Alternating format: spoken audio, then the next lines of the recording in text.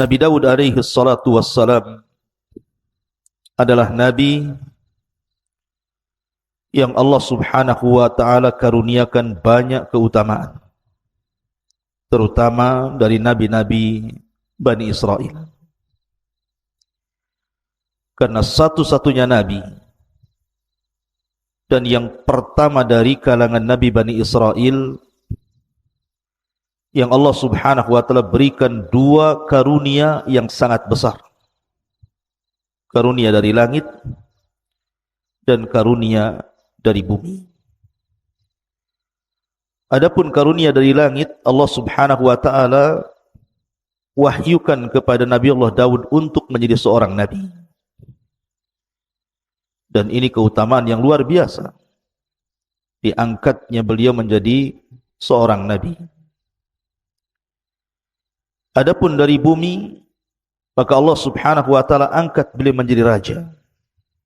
Padahal ma'ruf tradisi Bani Israel bahwa kalau dia seorang raja maka mesti keturunan Yahuda, dan kalau dia seorang nabi maka dia mesti keturunan Lawa. Akan tapi Nabi Daud alaihi salatu wassalam menggabungkan dua keistimewaan ini, nabi plus raja. Dan sudah ma'ruf kisahnya ketika Nabi Allah Daud alaihi salatu wassalam terpilih menjadi pasukan khusus Raja Talut. Dan dia orang yang paling muda kala itu, usianya masih 17 tahun. Tetapi Allah subhanahu wa ta'ala memberikan karunia kepada siapa yang dikehendaki. Dari seluruh tentara Talut yang mampu atau berhasil membunuh Raja Zalim, Raja Jalut, adalah Nabi Allah Daud, dan ketika itu belum diangkat menjadi nabi.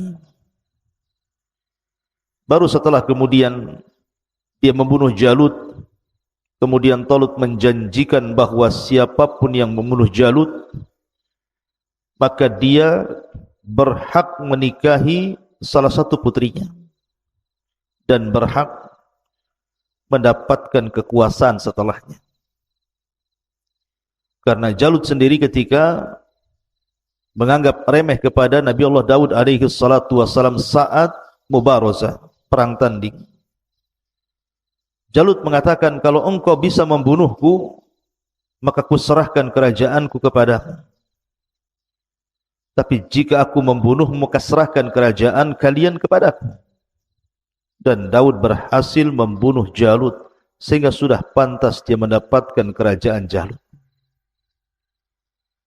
Ma'asyiral muslimin yang dimuliakan Allah subhanahu wa ta'ala, terlebih setelah kemudian Nabi Allah Daud alaihi salatu wassalam menikah dengan salah satu putri daripada Talut.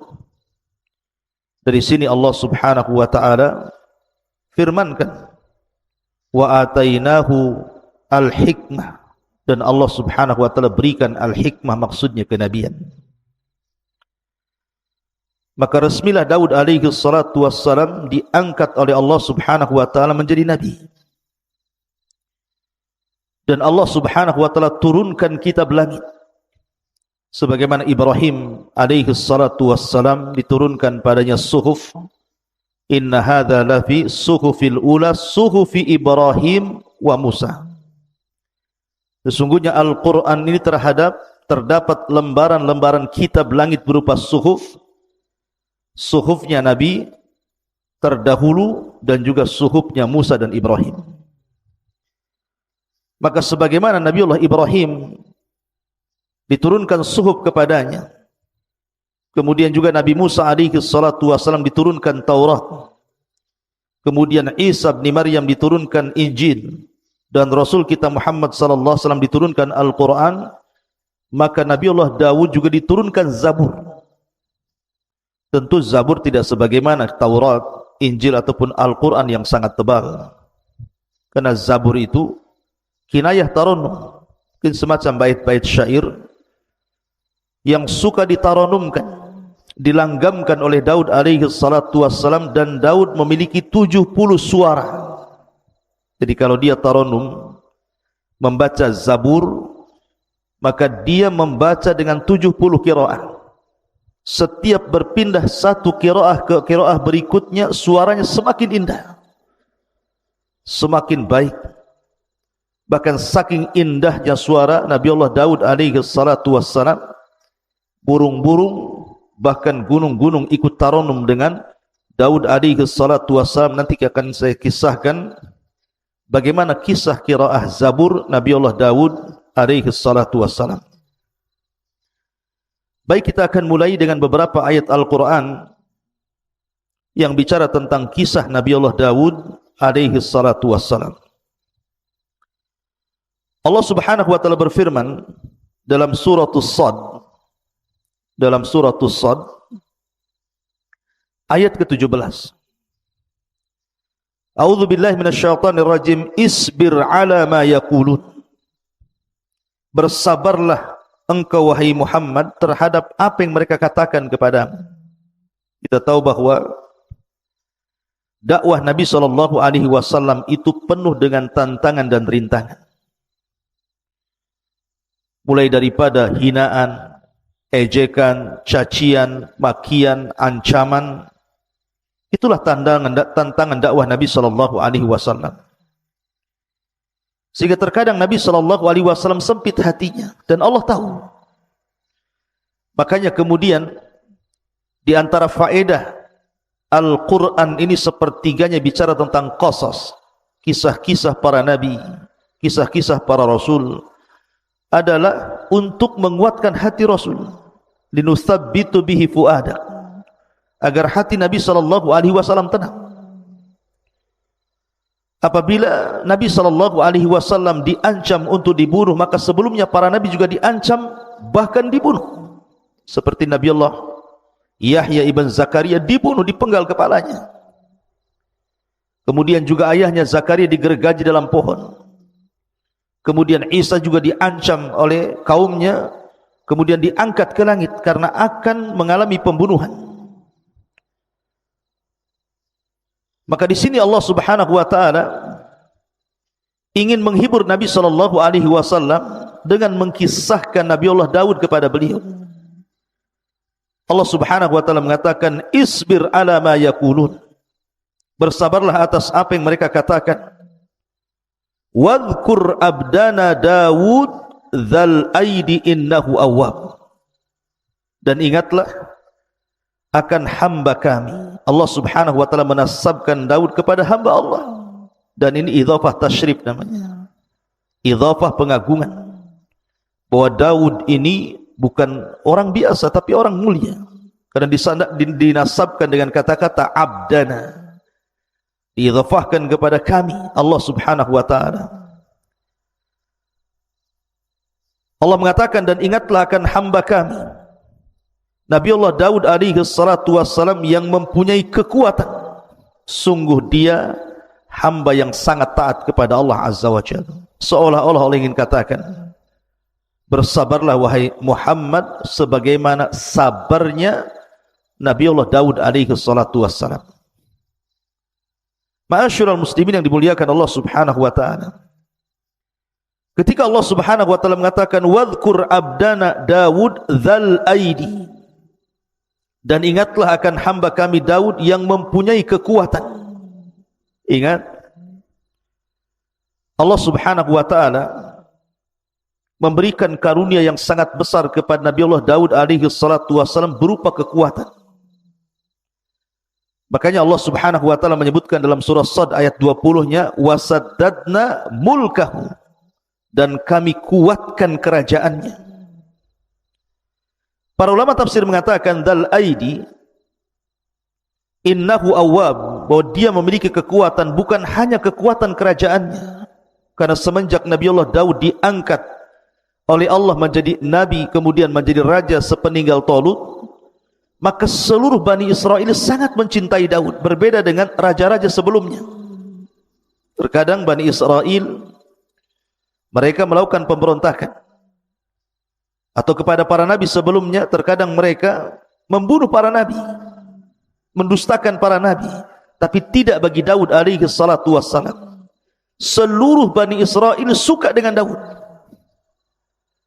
karena dia memiliki kekuatan yang Allah anugerahkan. Bukan hanya kekuatan kerajaannya, kekuatan tentara-tentaranya, dan banyaknya pasukannya, tapi dia juga memiliki kekuatan ibadah. Bahkan Nabi SAW menggambarkan dalam sebuah hadis, ahabbus siyami ilallah siyami Daud, kana yasumu yawman wa yuftiru yawman, wa ahabbus salati ilallah salati Daud, salatu Daud kana yanamu nisfal laili wa yakumu thuluthahu wa yanamu sudusahu. Muttafaqun alaih. Kata Nabi SAW, sebaik-baiknya puasa, kata Nabi SAW, sebaik-baiknya puasa adalah puasa Daud alaihi salatu wassalam. Makanya ada sahabat namanya Abdullah ibn Amr ibn As, salah seorang sahabat Rasul yang suka mencatat. Makanya Abu Hurairah radhiyallahu anhu mengatakan, orang yang paling banyak hafalan hadis dari Rasul itu adalah diriku, kecuali Abdullah ibn Amr bin As. Dia lebih banyak mengumpulkan riwayat dari Rasul karena dia mencatat. Lah Abdullah ibn Amr ibn As ini suka dengan puasa. Terkadang dia puasa 1 hari, kemudian tidak puasa 1 hari. Terkadang dia ingin puasa seterusnya karena dia sanggup melakukannya. Kalau bisa setiap hari puasa. Tapi Nabi SAW ketika itu mengatakan, sum yauman wa aftir yauman. Walaupun engkau sanggup berpuasa tiap hari, wahai Abdullah ibn Amr, tetaplah kau harus berpuasa 1 hari dan meninggalkan puasa 1 hari. Wa dzalika siyamu Daud. Itulah puasanya Nabi Daud. Wa huwa afdhalus siyam, dan itu seutama-utama puasa. Kata Abdullah bin Amr, ya Rasulullah, inni utiku afdhala min. Aku bisa lebih baik daripada Daud. Setiap hari puasa pun aku sanggup. Tapi Rasul mengatakan, la afdhala min dzalik. Tidak ada yang lebih afdal dibandingkan puasa Daud. Puasa 1 hari, tinggalkan 1 hari. Kemudian Nabi SAW mengatakan, wa ahabus salati ilallah salatu Daud. Dan seutama-utama salat, maksudnya salat sunnah, adalah salatnya Nabi Daud. Beliau tidur di pertengahan malam, kemudian bangun di sepertiganya, kemudian tidur di seperenamnya. Jadi Nabi Daud alaihi salatu wassalam itu terkenal qawwaman sawwaman. Kalau malam hari dia salat malam, dan kalau siang hari dia berpuasa. Dan dia seorang mujahid, seorang pemberani. Allah berikan kecerdasan kepada Daud alaihi salatu wassalam. Ma'asyiral muslimin yang dimuliakan Allah subhanahu wa ta'ala. Makanya para ulama mengatakan, di antara sebab kekuatan kekuasaan Daud itu karena 3 perkara. Pertama, fi jundihi, dari segi tentaranya sangat kuat dan banyak pasukannya dan tidak pernah terkalahkan.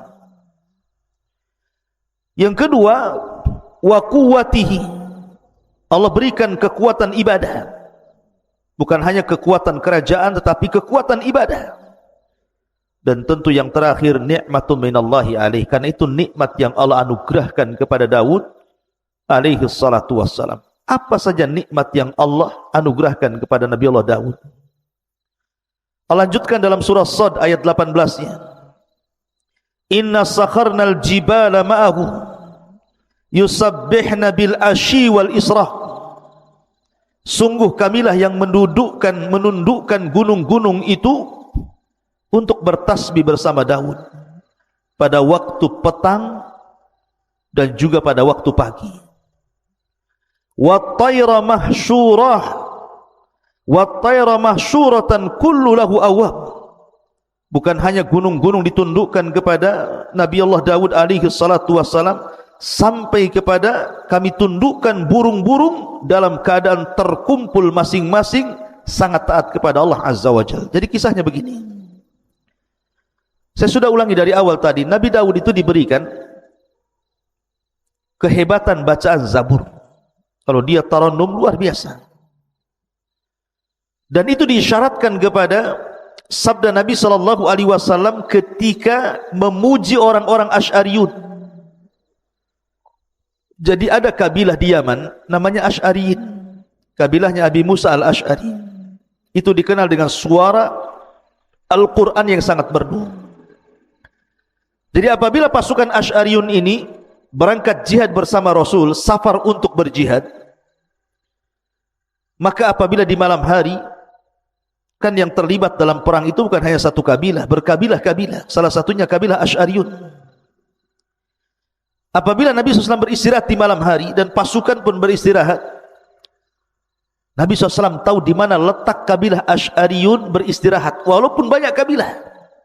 Sampai-sampai dia mengatakan, Innila a'lamu maudi al-Asy'ariyina indal jais. Aku tahu di mana letaknya kabilah Asy'ariyun di tengah-tengah pasukan. Kenapa? Karena kebiasaan mereka suka solat malam dan tarannum Al-Quran, dan suaranya indah. Makanya suatu malam Nabi SAW suatu ketika berjalan-jalan ke ganggang rumah-rumah kota Madinah, melihat-lihat kondisi sahabatnya. Rupanya Nabi terhenti dengan sebuah rumah, karena di zaman itu sudah terbiasa dari rumah-rumah kaum muslimin itu keluar suara tawan, maksudnya suara bacaan Al-Quran seperti suara tawan. Manusia disibukkan dengan bacaan Al-Quran. Jadi Rasul kalau lewat di rumah ini keluar suara Al-Quran, di rumah itu keluar suara Al-Quran. Dan itulah kehebatan para sahabat, menghidupkan malam mereka dengan Al-Quran. Berbeda dengan di zaman sekarang, yang keluar dari rumah itu bukan Al-Quran, justru sesuatu yang melalaikan dari Al-Quran, suara musik. Bahkan suara-suara candaan, suara-suara tertawa yang tidak ada gunanya. Bahkan hal-hal yang diharamkan pun keluar dari rumah-rumah kaum muslimin. Tapi di zaman itu tidak. Tidak ada suara yang keluar dari rumah kaum muslimin di malam hari kecuali bacaan Quran. Sehingga Nabi SAW terhenti di salah satu rumah. Rupanya rumah itu adalah rumahnya Abu Musa al-Asy'ari radhiyallahu anhu. Maka Rasul tertegun mendengar suara bacaan Abu Musa al-Asy'ari yang luar biasa, merdu. Sampai Rasul tidak sadar waktu berjalan mendekati waktu subuh. Maka Rasul baru tersadar, langsung dia pulang. Kemudian persiapan salat subuh. Setelah salat subuh, dia panggil Abi Musa al-Asy'ari radhiyallahu anhu dan mengatakan, "Ya Aba Musa, semalam aku terhenti di samping rumahmu dan aku mendengar suara Al-Quranmu yang begitu menakjubkan dan indah." Maka kata Abi Musa al-Asy'ari, "Ya Rasulullah, kalau seandainya aku tahu kau berada di samping rumahku, ku indahkan lagi bacaanku." Kata Rasul, "Ya Aba Musa, laqad utita mizmar min mazamiri ali Daud." Wahai Aba Musa, Allah sudah anugerahkan kepadamu suara indah seperti suara Daud dan keluarganya ketika tarannum Zabur. Saking indahnya. Dan saya katakan Daud memiliki 70 suara. Setiap satu suara berpindah ke suara berikutnya, maka suara itu jauh lebih indah dibandingkan suara sebelumnya. Sampai-sampai Allah gambarkan dalam surah As-Sad ayat 18-19 ini, ketika Nabi Allah Daud tarannum Zabur, maka burung-burung akan datang dari mana-mana, kemudian akan bernaung di atap rumahnya, di atap istananya. Mereka ikut bersiul, ikut melanggamkan seperti yang dilanggamkan Zabur oleh Daud alaihi salatu wassalam. Anda bisa bayangkan apabila suara burung saja 2-3 ekor bersiul itu sudah bising itu. Tapi ini burung-burung dari mana-mana bersiul mengikuti tarannumnya Zabur yang dibacakan Daud alaihi salatu wassalam. Sehingga membuat cemburu gunung-gunung. Seolah-olah gunung mengatakan, "Engkau izinkan burung-burung ikut tarannum bersama Daud, izinkan aku juga ya Rabb tarannum dengan Zabur yang dibacakan Daud alaihi salatu wassalam." Akhirnya Allah subhanahu wa ta'ala izinkan, akhirnya gunung pun bersuara. Karena ulama tafsir mengatakan bahwa tasbihnya gunung dan juga burung-burung itu ala zahiriha, dibawa kepada zahir Al-Quran. Jadi betul-betul bersuara. Dari sini ada kisah Israiliyat. Ketika sudah terlampau ramai suara burung, suara gunung, sehingga suara Daud otomatis mengecil. Karena suara burung saja sudah, kalau sudah berkicau itu melebihi suara manusia. Maka Daud mengadu kepada Allah Azza wa Jalla, ya Rabb, kalau aku taranum zabur sementara suara burung begitu bisingnya, suara gunung juga sama, bagaimana kau bisa mendengar suara zabur yang kubacakan untukmu? Maka dari situ kemudian Allah mengutus Jibril alaihi salatu wassalam, kemudian membawa Nabi Allah Daud ke dalam sebuah lubang ke dasar bumi. Sesampainya kemudian masuk ke dalam lubang ke dasar bumi itu, maka Jibril kemudian mengambil sebuah batu yang retak. Tiba-tiba batu itu dibelah, rupanya ada ulat di situ. Kata Jibril alaihi salatu wassalam, ya Daud, fasma mada yaqulu dud, dengarkan apa yang diucapkan oleh dud itu, maksudnya oleh ulat di dalam pecahan batu itu. Rupanya Daud mendekatkan telinganya, rupanya dia sedang bertasbih kepada Allah Azza wa Jalla. Kata Jibril, lihat, ini ulat di dasar bumi bertasbih, Allah mendengarnya. Apalagi engkau berada di atas bumi, tentu Allah lebih mendengarnya. Walaupun suara-suara burung dan gunung itu, mereka pun bersuara melebihi suaramu. Ini kisah Israiliyat. Ma'asyiral muslimin yang dimuliakan Allah Subhanahu wa taala, intinya bahwa Allah anugerahkan kepada Daud suara yang sangat indah, luar biasa. Dan ketika suara Nabi Allah Daud itu mempengaruhi suara burung, mempengaruhi gunung, menunjukkan bahwa bacaan ayat-ayat Allah itu memiliki pengaruh kuat kepada manusia. Makanya kita lihat, Nabi SAW itu bukan hanya membaca Al-Quran, tetapi juga rindu mendengarkan bacaan Al-Quran orang lain. Suatu ketika Nabi SAW memanggil Abdullah ibn Mas'ud yang kunyahnya Ibnu Ummi Abdin. Suaranya juga indah, bahkan pernah disejajarkan dengan suara Jibril ketika Rasul pulang dari safar bersama Abu Bakar dan Umar, kemudian mendengar suara Abdullah ibn Mas'ud membaca Al-Quran. Kata Nabi SAW, ya Aba Bakrin wa ya Umar, wahai Abu Bakar dan Umar, man arada an yasma'al Qur'ana ghaddan tariyan falyasma' ala qiraati Ummi Abdin. Wahai Abu Bakar, wahai Umar, kalau engkau ingin mendengarkan bagaimana Al-Quran itu turun kepadaku, ketika Jibril membaca Quran kepadaku, maka perdengarkan suara Ibnu Ummi Abdin, maksudnya Abdullah ibn Mas'ud. Jadi Rasul memanggil Abdullah ibn Mas'ud dan mengatakan, Iqra alayya al-Quran, wahai Abdullah bin Mas'ud, tolonglah bacakan untukku Al-Quran. Kata Abdullah bin Mas'ud, ya Rasulullah, a'aqra'u alayka wal Qur'anu unzila ilaik? Rasul, bagaimana mungkin aku membacakan Al-Quran kepadamu sementara Quran itu turun kepadamu? Tapi Rasul mengatakan, Iqra, baca saja. Faqara'a, maka dia pun membaca suratul Nisa sampai kepada ayat, wa kaifa idza ji'na min kulli ummatin bisyahid wa ji'na bika ala haula'i syahida. Bagaimana kalau seandainya setiap umat itu memerlukan saksi dan engkau saksi bagi umat-umat itu? Sampai kepada ayat ini Rasul mengatakan, hasbuka hasbuka, cukup cukup. Rupanya Abdullah ibn Mas'ud melihat Rasul menangis, merenungkan ayat yang dibaca Abdullah ibn Mas'ud radhiyallahu anhu. Jadi Al-Quran itu mempengaruhi sampai kepada Nabi SAW. Makanya kita lihat ada seorang ulama namanya Fudail ibn Iyad, seorang perompak padang pasir. Ketika dia hendak merampok salah satu rumah orang kaya milik seorang wanita tajir, ada yang mengatakan hendak melihat wanita yang disukainya, seorang jariyah, naik ke atas rumah.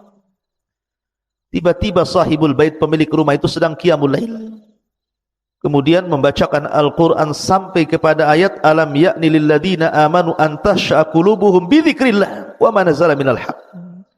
Tidakkah sampai usia maksudnya 40 tahun untuk menyadarkan dia kembali berzikir kepada Allah dan begitu seterusnya. Tiba-tiba Fudail bin Iyad hampir jatuh dari atap rumah itu. Dia mikirkan ayat itu. Sampai akhirnya dia pun bertobat dari rampoknya, kemudian belajar sehingga menjadi alim min ulama'id dunia.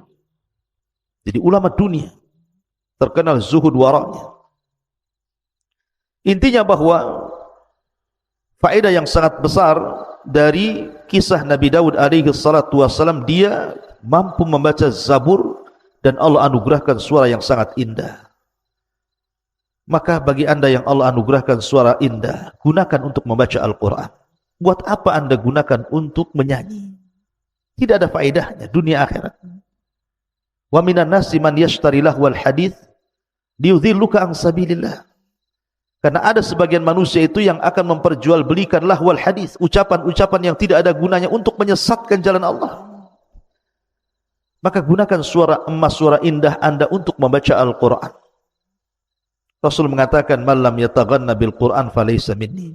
Siapa yang tidak melenggamkan Al-Quran dengan suara indah, maka bukan termasuk umatku. Quran itu indah dan akan semakin indah bila dibacakan orang yang memiliki suara indah. Ma'asyiral muslimin yang dimuliakan Allah Azza wa Jalla. Kemudian Allah mengatakan dalam surah As-Sad ayat 20-nya, "Wa shaddadna mulkahu wa atainahul hikmata wa faslal khitab."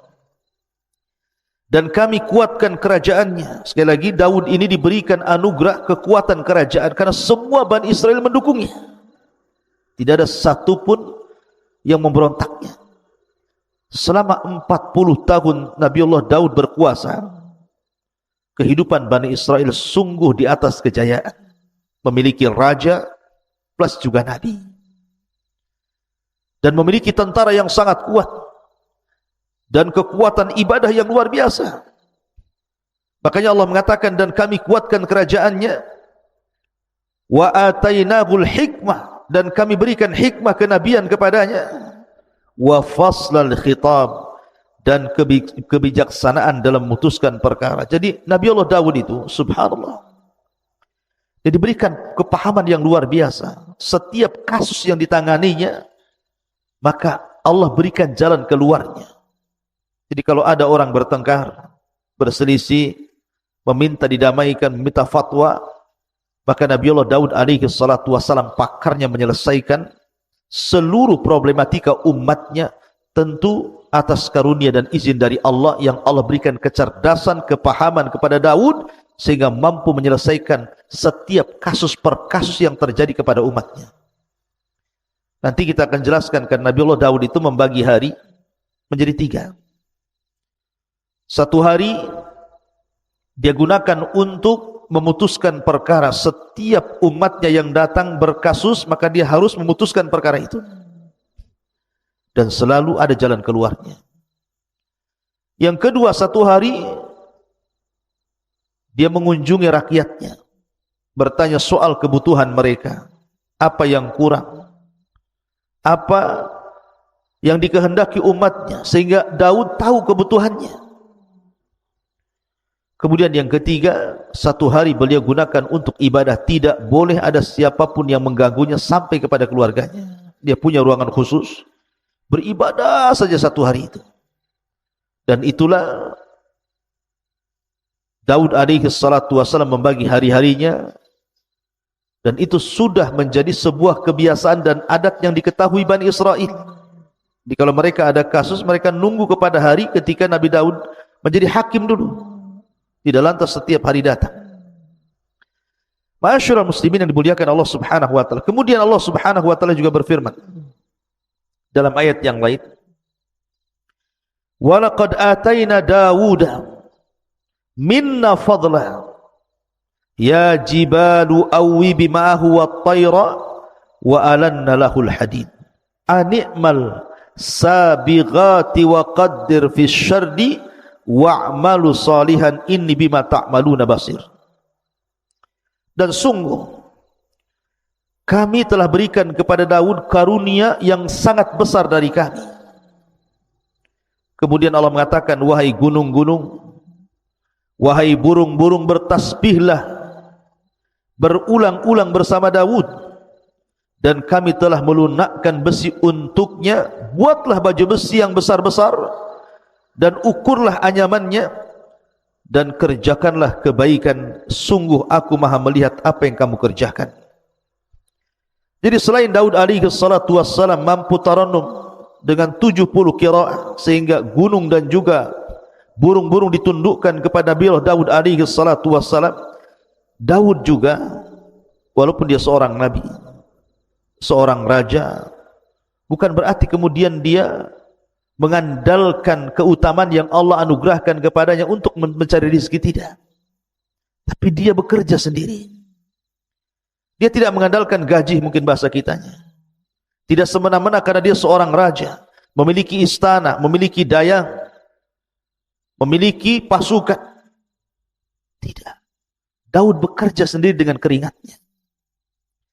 Salah satu pekerjaan yang masyhur, dan ini salah satu mukjizat yang Allah anugerahkan kepada Daud juga, dia mampu membuat baju besi tanpa ada pembakaran api. Jadi kalau seandainya saya analogikan seperti Anda membuat kue, mengadon roti, cukup dengan tangan, dikuel-kuel mungkin bahasa kitanya ya. Dirakit sendirian dengan tangannya, seolah-olah sudah ada panas di dalam tangannya itu, sehingga dia membuat baju besi itu tinggal membelok-belokkan saja. Dan dia adalah orang yang pertama kali membuat baju besi perang. Makanya wajar kalau tentaranya kuat, karena di zaman itu tidak dikenal tentang baju besi. Dialah yang mencetus pertama pembuatan baju besi dengan mukjizat dari Allah Subhanahu wa taala, mampu merangkai baju besi tanpa harus dibakar. Cukup kemudian dirakit dengan tangannya, dan baju besinya sangat indah, sangat kokoh. Dia walaupun besi tetapi ringan dipakai. Dan itu keutamaan Nabi Allah Daud, dan itu bagian daripada mukjizat yang Allah anugerahkan selain daripada faslul khitab tadi. Dan ini juga pelajaran bagi anak-anak muda.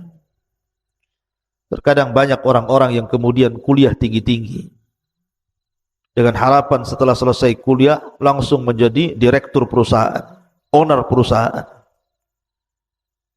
Ya, terkadang ada orang yang seperti itu.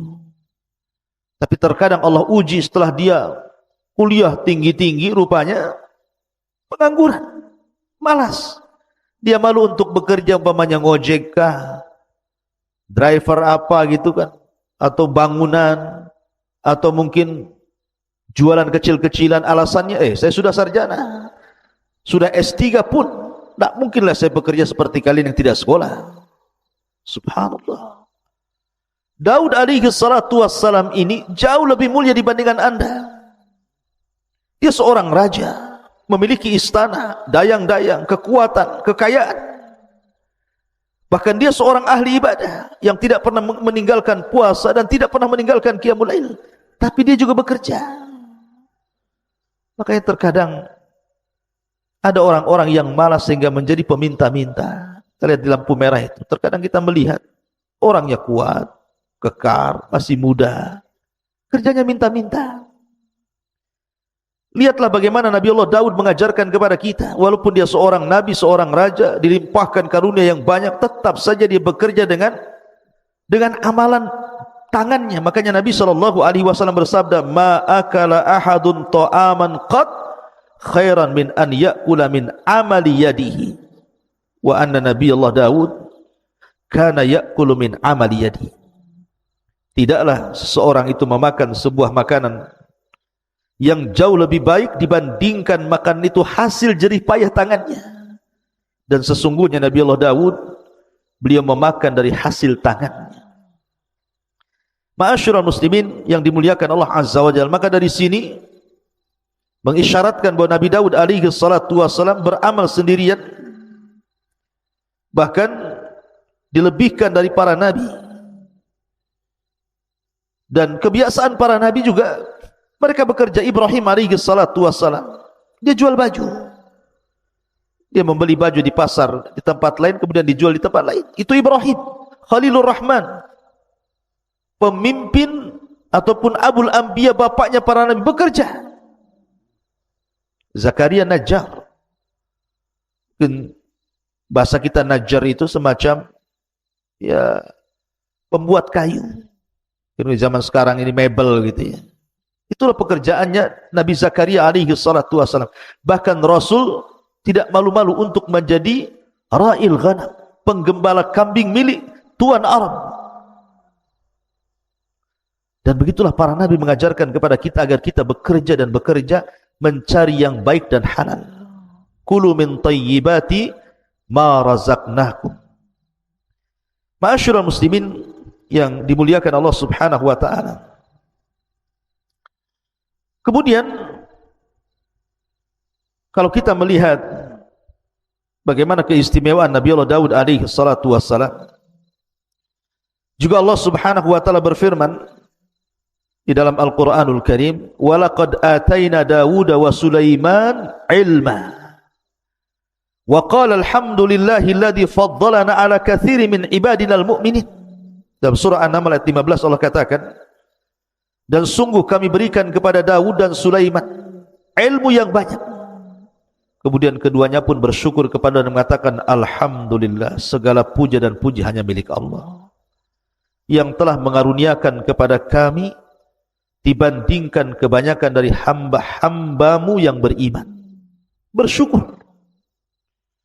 Jadi Daud dan juga Sulaiman mengajarkan kepada kita, nikmat apapun yang Allah anugerahkan kepada kita, itu datang dari Allah. Bersyukurlah kepada Allah Azza wa Jalla akan nikmat itu.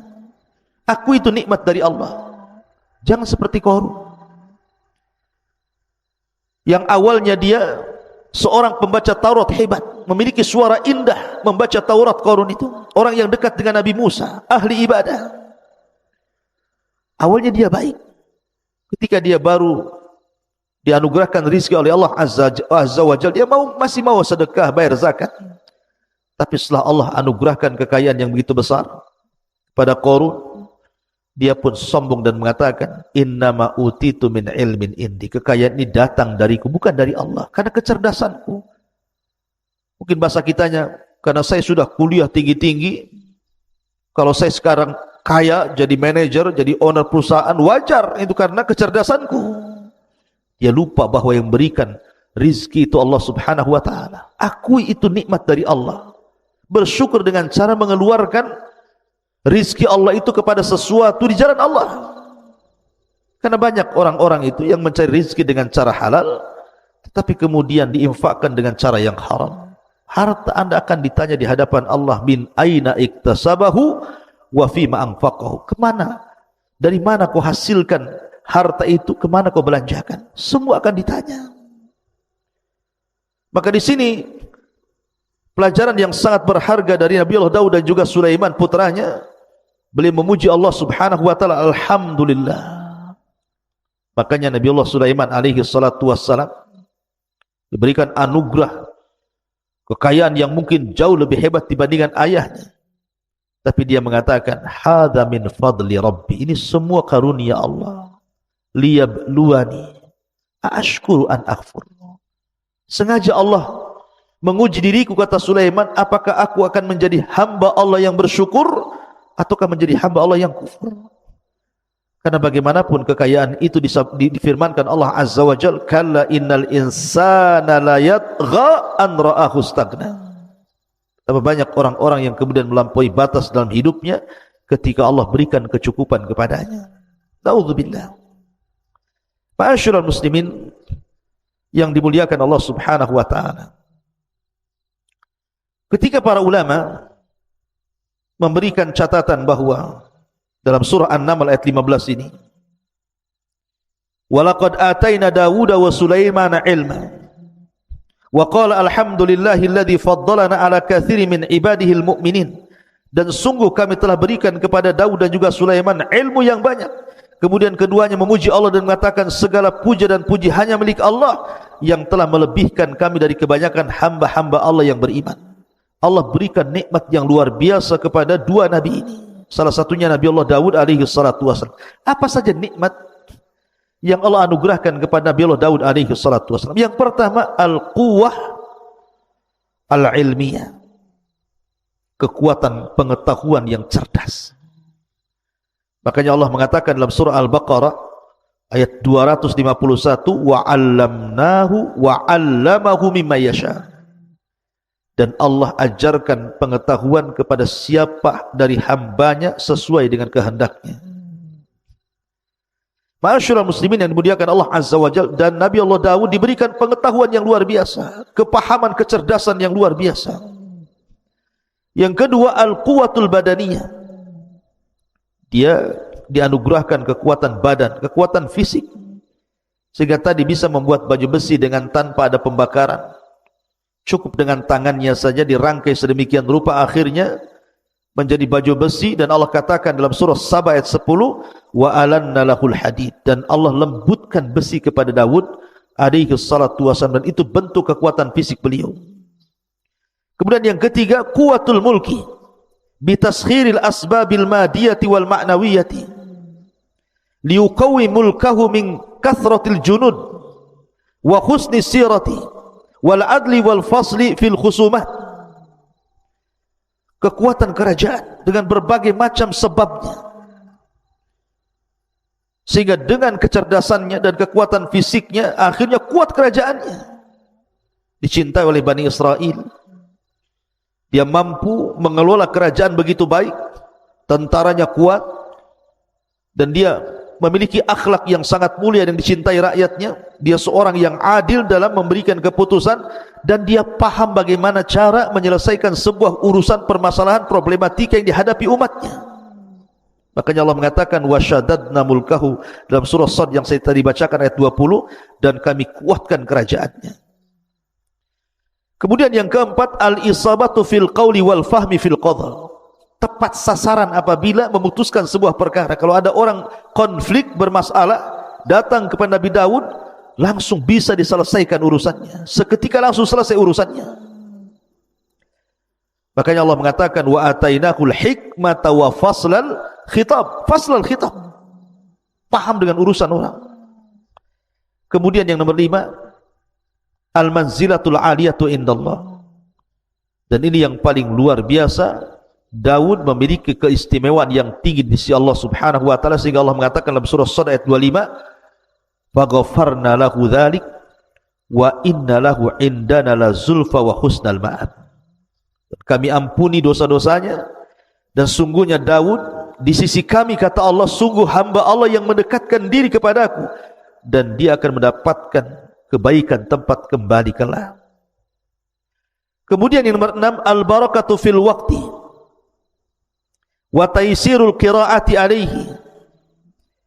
Barakah dalam waktu, karena Daud itu tidak pernah menyanyiakan waktunya walaupun 1 detik. Bagaimana tidak di malam hari dia tahajud. Kanu minal laili ma yahjaun. Jadi Daud itu menghidupkan setiap malamnya. Dan begitulah adatul anbiya, kebiasaan para nabi. Lihat Rasulullah SAW sampai diwajibkan qiyamul lail bagi dia, sehingga di masa tuanya kaki-kaki Rasul pecah-pecah, sehingga Aisyah radhiyallahu anha mengatakan, ya Rasulullah, engkau sudah sepuh, sudahlah kerjakan yang wajib-wajib, tinggalkan yang sunnah-sunnah.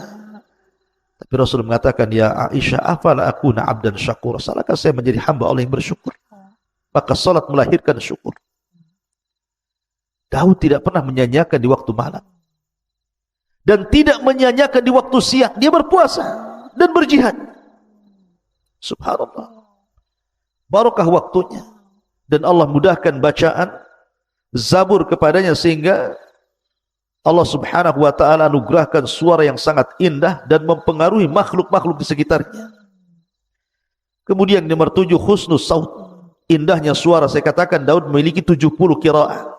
Satu qiraah lebih indah daripada qiraah berikutnya, dan itu keistimewaan. Makanya saya katakan, anda yang memiliki suara emas, suara indah, gunakan untuk baca Quran. Bukankah Rasul yang mengatakan, man qara harfa min kitabillah falahul hasanatu wal hasanatu bi asyri amthaliha, la aqulu alif lam mim harfun walakin alifun harfun wa lamun harfun wa mimun harfun, kata Rasul. Saya membaca 1 huruf, siapa yang membaca 1 huruf dalam Al-Quran, maka dia dapat 1 kebaikan yang dilipat gandakan 10 kali lipat kebaikan. Aku tidak katakan alif lam mim 1 huruf, tapi alif 1 huruf, lam 1 huruf, mim 1 huruf. Anda bisa bayangkan, baca surah Al-Fatihah saja, kalau 1 huruf 10 kebaikan, berapa kebaikan yang anda akan dapati dari baca Al-Quran itu. Ma'asyiral muslimin yang dimuliakan Allah Subhanahu wa ta'ala. Adapun beberapa kisah yang terkait dengan Nabi Allah Daud alaihi salatu wassalam. Disebutkan dalam riwayat Abi Hurairah radhiyallahu anhu. Jadi ketika Allah Subhanahu wa taala menciptakan Adam alaihi salatu wassalam, kemudian meniupkan ruh, kemudian dia pun bersin, kemudian Allah mengajarkan untuk membaca alhamdulillah, kemudian Allah jawab yarhamukallah, kemudian Allah mengatakan idhab ila ulaikal malaika, wahai Adam, temui para malaikat yang ada di hadapan, ucapkan kepada mereka assalamualaikum. Maka Adam pun kemudian datang kepada para malaikat mengucapkan assalamualaikum, dan malaikat menjawab waalaikumsalam warahmatullahi wabarakatuh. Kemudian Adam kembali kepada Allah dan mengatakan inna hadhihi tahiyyatuka wa tahiyyatu ummatika ya Adam. Inilah salam penghormatan kepadamu dan salam penghormatan bagi umat. Makanya Nabi juga memerintahkan untuk menyebarkan salam, karena itu bagian daripada merekatkan hati. Kata Nabi SAW, absus salam bainakum, sebarkan salam di antara kalian. Maka setelah itu kemudian Allah Subhanahu wa taala mengusap punggung Nabi Adam alaihi salatu wasallam, kemudian Adam diperlihatkan keturunannya.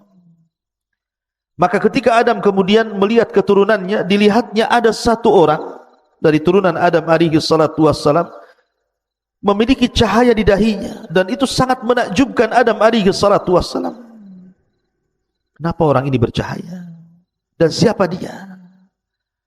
Akhirnya kemudian Adam mengatakan, ya Rabb, man hadha, siapa orang itu?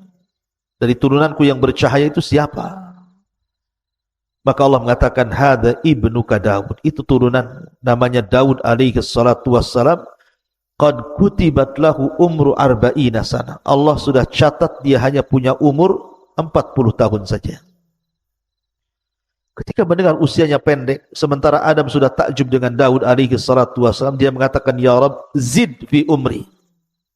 Zid fi umri, tambahkan usianya.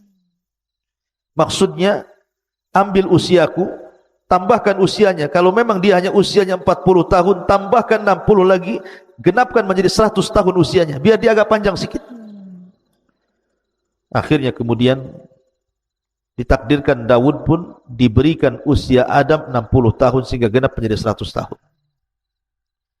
Di saat Adam sudah berusia 940 tahun, artinya sudah waktunya dia wafat, datang malakul maut, dan Adam sudah sepuh.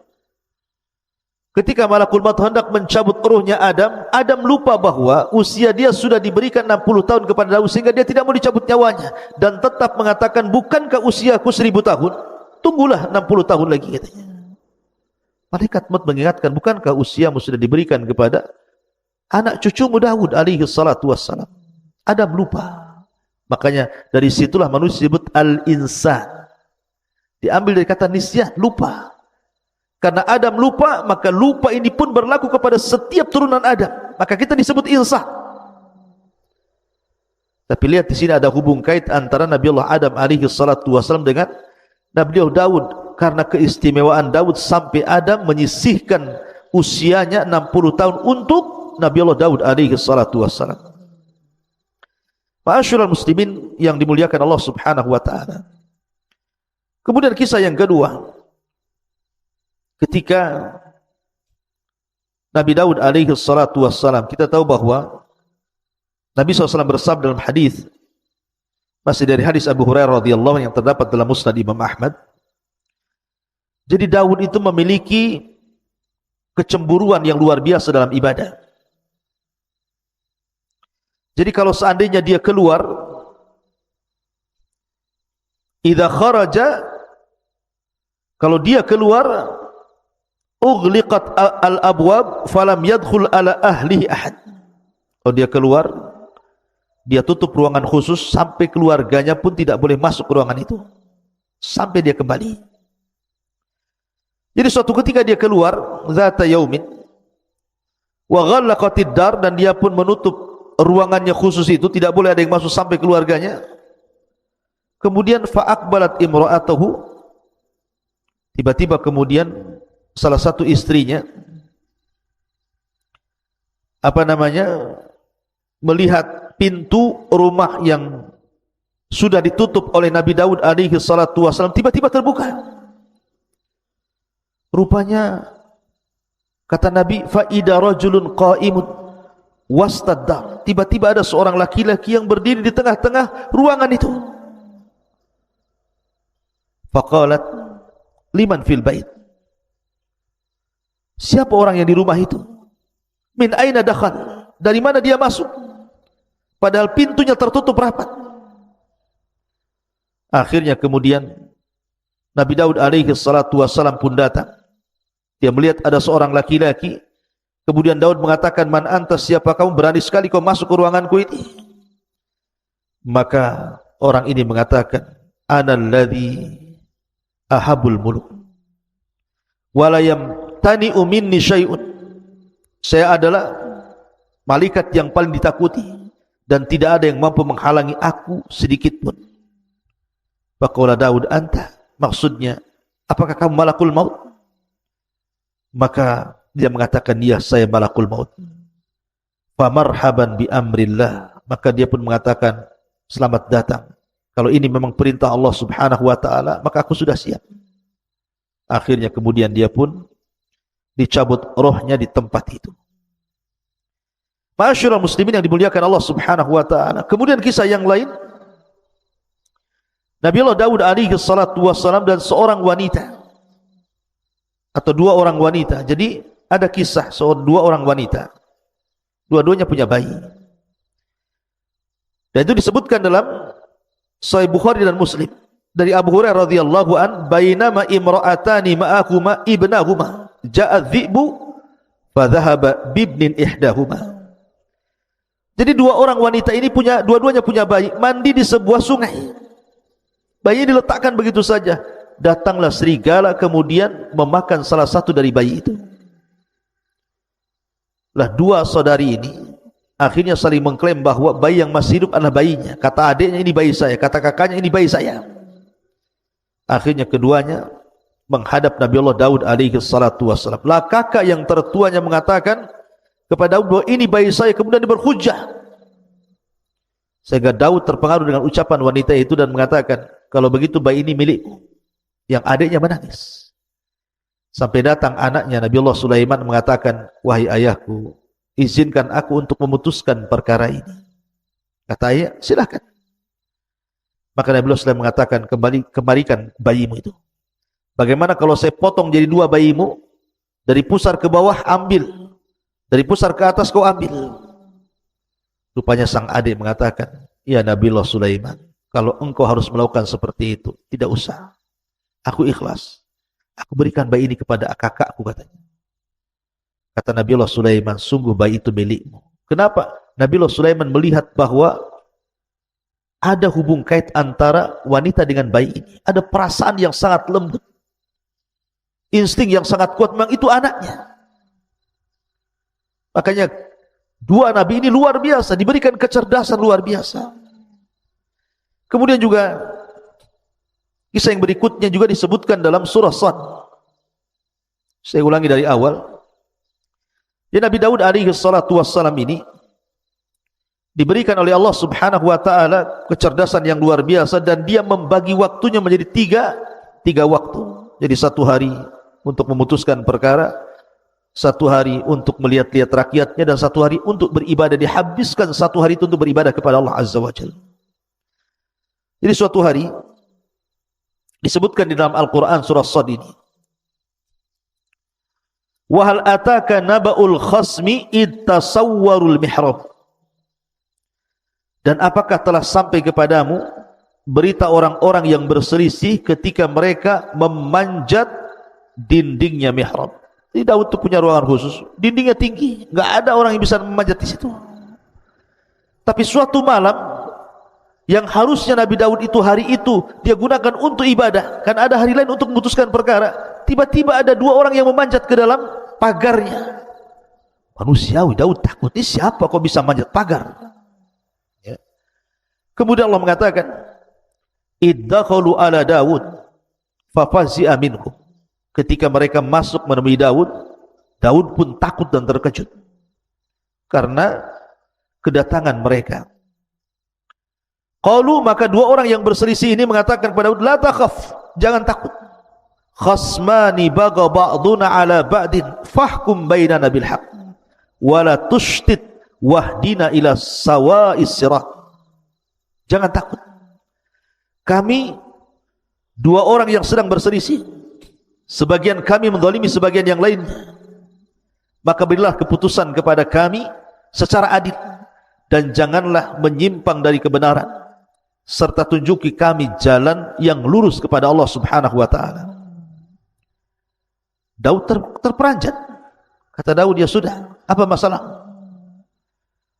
Kemudian yang salah satu ini dari dua orang yang berselisih, yang satu diam saja, tapi yang satu bicara terus. Inna hadza akhi, ini saudaraku. Lahu tis'un wa tis'una na'ja. Dia mempunyai 99 ekor dari kambing betina. Waliya na'jatun wahid. Dan aku hanya mempunyai seekor kambing betina saja. Faqala aqfilniha wa azzani fil khitab. Lalu dia berkata, serahkanlah kambingmu itu kepadaku, dan dia mengalahkan aku dalam perdebatan. Qala laqad dhalamaka bisu'ali na'jatika ila ni'aji. Daud berkata, sungguh dia telah berbuat zalim kepadamu dengan meminta kambingmu itu untuk ditambahkan kepada kambingnya. Jadi dua orang ini, yang satu punya kambing 99 ekor, yang satu memiliki satu kambing. Yang 99 ekor ini bersiasat supaya satu kambing ini diserahkan kepadanya sehingga genap menjadi 100. Jadi yang satu kambing, yang pemilik kambing ini meminta agar Nabi Daud menyelesaikan masalahnya. Ini orang ini mendolim sama saya, masa saya punya satu kambing mau diambil?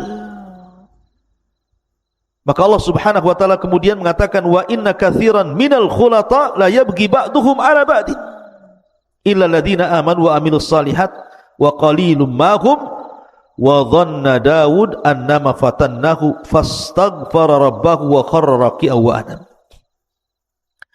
Allah Subhanahu wa taala mengatakan, dan sungguh memang banyak di antara orang-orang yang bersekutu itu benar-benar berbuat zalim sebagian mereka kepada sebagian yang lainnya. Masalahnya di sini Nabi Daud alaihi salatu wassalam dalam hal ini memang kurang bijak.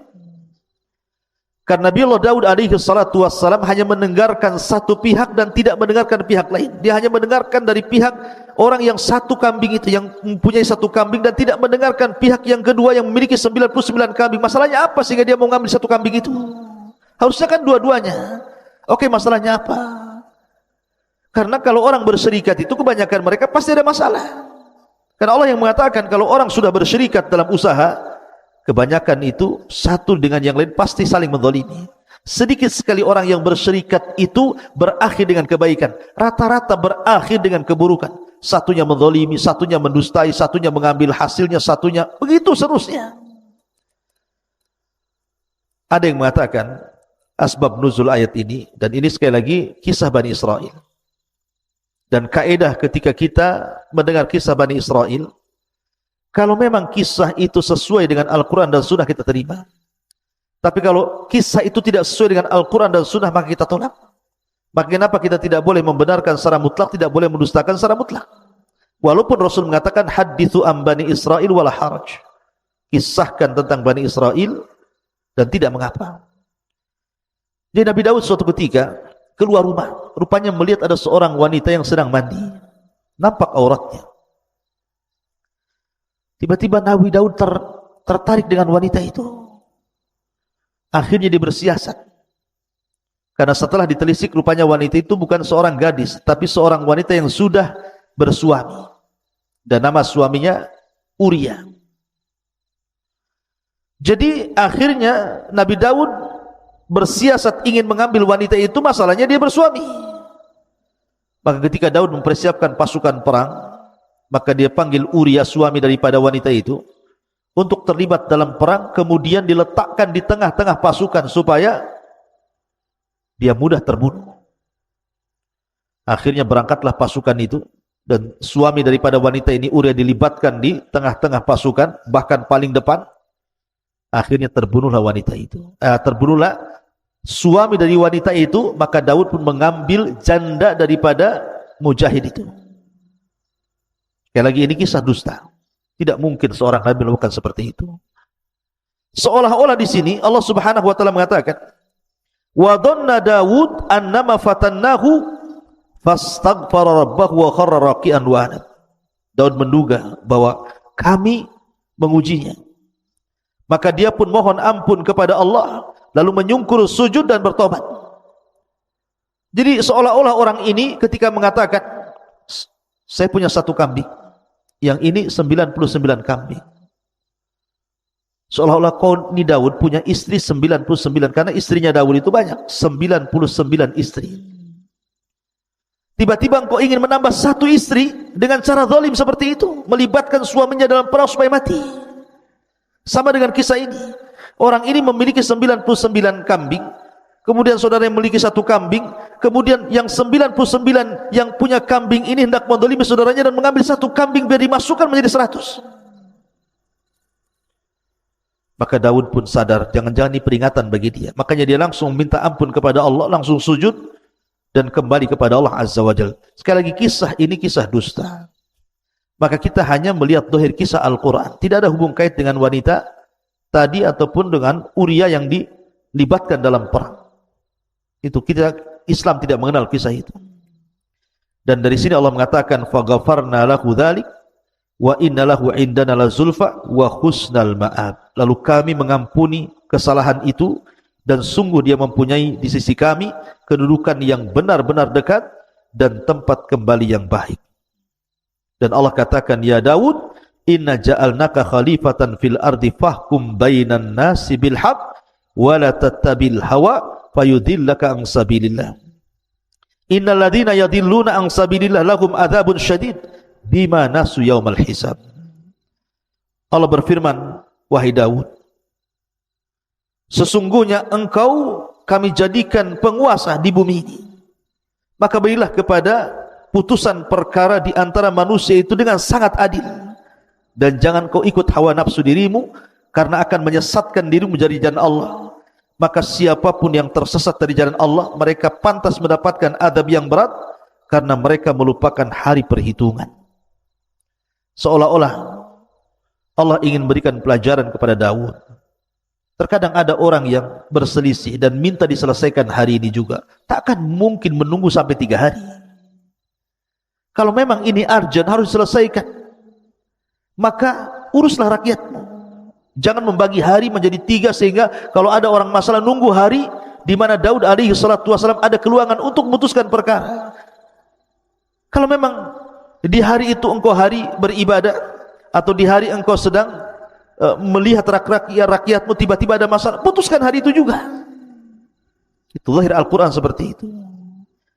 Dan Nabi Allah Daud alaihi salatu wasallam seorang nabi yang dikaruniakan banyak nikmat oleh Allah Subhanahu wa taala.